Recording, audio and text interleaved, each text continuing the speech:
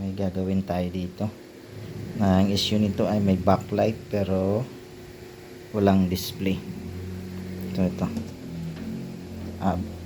Ayun lang. Di natin pala maabangan nito pagsaksak. So ang ginagawa ko, sasaksak ko lang yan at magkakaroon yan tapos mamamatay. So hindi na natin ipa-power.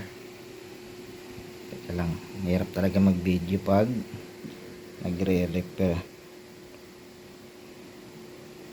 Sige, pause ko muna. So ayan o, di ba? Sasaksak mo lang tapos magkakaroon yan. So ngayon hindi siya nagkaroon kasi nga mayroong short na nagdi-detect. So pubunutin ko ulit. Pause ko muna.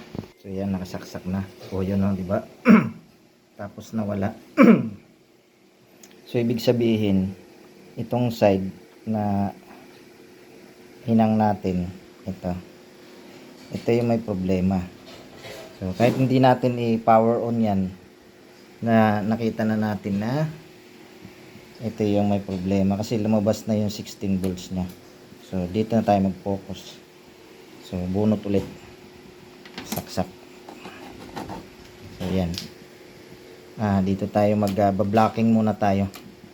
Okay, so ito nilagyan ko muna ng salon pass para pansamantala.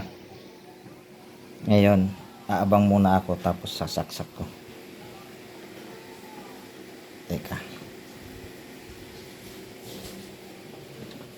ay sige, pasuwi sir, teka lang sir, aabang lang ako dito Sige sir, saksak. Tingnan ko dyan kung nagbago.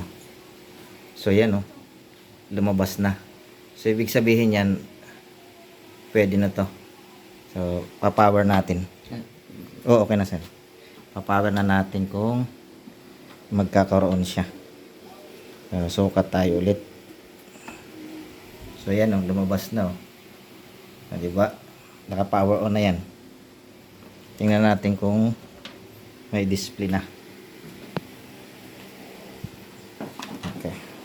Tatabi-tabi muna natin yung ating mga, sisilipin lang natin ng konti. So ayan nag-google na. Okay. Ayan, lumabas na yung tama. Naglabasa na. Oh, yan. So hindi pa yan malinis. Mamaya